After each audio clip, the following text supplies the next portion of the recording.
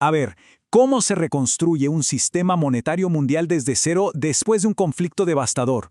Hoy vamos a echarle un vistazo a un plan histórico fascinante que buscaba hacer justamente eso, usando al oro como la pieza central. Veamos cómo pensaban lograrlo. Para que nos hagamos una idea de la mentalidad de la época, esta cita lo dice absolutamente todo. Era 1931 y después del caos de las devaluaciones que habían golpeado a todas las economías, el influyente Comité Macmillan del Reino Unido lo tenía clarísimo.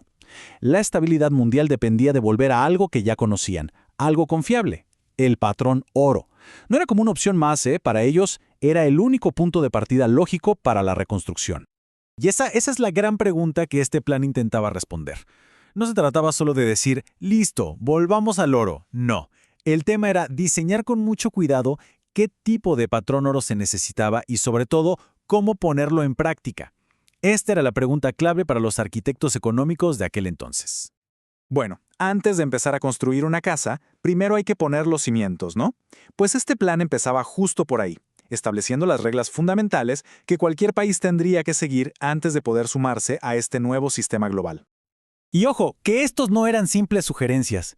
Eran 6 pasos preliminares, 6 requisitos esenciales. Cada nación debía comprometerse con estos principios para poder crear la estabilidad necesaria para que una moneda fuerte pudiera siquiera existir. A ver, analicemos esto con calma agrupando un poco las ideas. Primero, los 2 pilares externos. Por un lado, la cooperación internacional, clave para evitar que todos se peleen con sus divisas. Y por otro, el respeto a la soberanía de cada país para decidir el valor de su moneda. Luego, los 2 requisitos internos, que son importantísimos. El más crucial de todos, ponerle fin a la inflación descontrolada y con muchísimo cuidado ir desarmando los controles de precios. Y finalmente, el proceso para hacerlo oficial, en 2 pasos. Primero, lograr una estabilidad real, o sea, de facto, en la práctica, y solo cuando esa estabilidad estuviera más que probada, ahí sí, convertirla en ley, o de jure. Un proceso muy lógico y metódico, la verdad. Perfecto. Una vez que las bases estaban bien puestas, llegaba el momento de elegir, digamos, el modelo de la casa. El plan era muy consciente de que no todas las economías eran iguales, así que proponía diferentes tipos de patrón oro para diferentes tipos de países. Aquí es donde el plan se vuelve súper pragmático. Reconoce que hay que hacer concesiones. El patrón oro moneda era, digamos, el de lujo, el más confiable, con oro físico circulando por la calle, pero claro, también el más caro.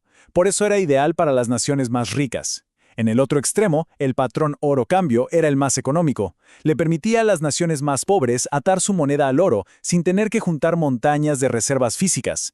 Y en el medio, el patrón oro lingote ofrecía un buen equilibrio. Era un sistema escalonado, pensado para la realidad económica de cada país.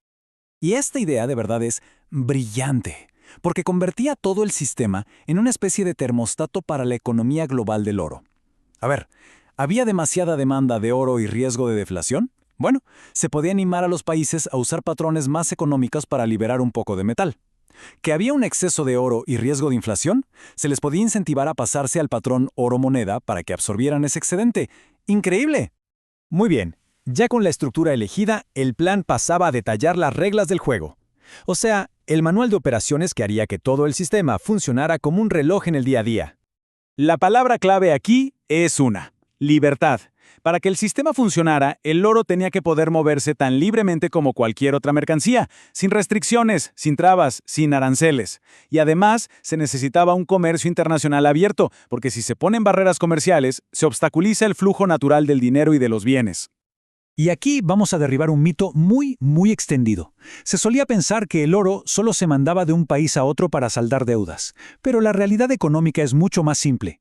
El oro, igual que el trigo o el petróleo, va hacia donde vale más. No es un simple mecanismo de pago, es una mercancía que busca su mejor mercado. El economista Henry Thornton lo explicó con una analogía genial. A ver, imaginemos a un pescador inglés que cambia su oro por brandy francés. ¿Qué causó el movimiento? No fue el oro el que forzó la entrada del brandy. No, fue el deseo por el brandy lo que hizo que el oro saliera. La demanda de bienes es lo que mueve el dinero, no al revés. Y con esto llegamos al corazón de todo el sistema, la convertibilidad. Esta era la regla de oro, literalmente. Cualquier tipo de dinero, ya fueran billetes o depósitos bancarios, se podía cambiar por una cantidad fija de oro en cualquier momento. Este mecanismo era como el termostato autorregulable de la economía. Veamos cómo funcionaba este termostato en la práctica.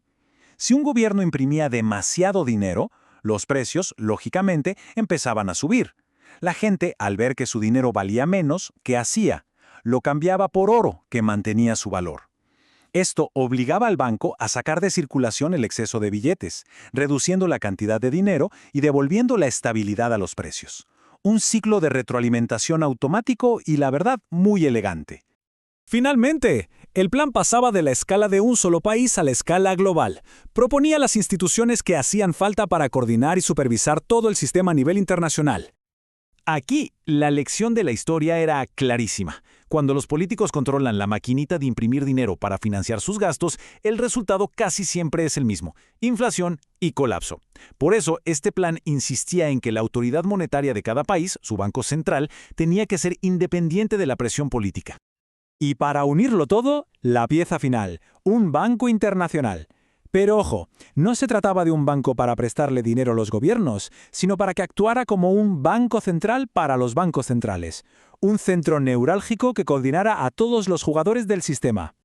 Sus funciones eran muy específicas. Sería un lugar para que los bancos centrales liquidaran sus cuentas entre ellos, guardaran parte de sus reservas y, fundamentalmente, un centro para compartir información y coordinar políticas. Su poder no era fiscal, no era de dinero, sino de coordinación y de inteligencia financiera. Y así, con todas sus piezas, este era el plan para reconstruir el mundo financiero. Un sistema basado en reglas claras, en mecanismos automáticos y en cooperación. Diseñado para un mundo que pedía a gritos algo de estabilidad. Lo interesante es que muchos de estos debates siguen muy vigentes. Y esto nos deja con una pregunta para reflexionar. De todos estos principios de estabilidad, independencia y cooperación, ¿cuáles hemos mantenido y cuáles tal vez se han quedado atrás en nuestro sistema actual?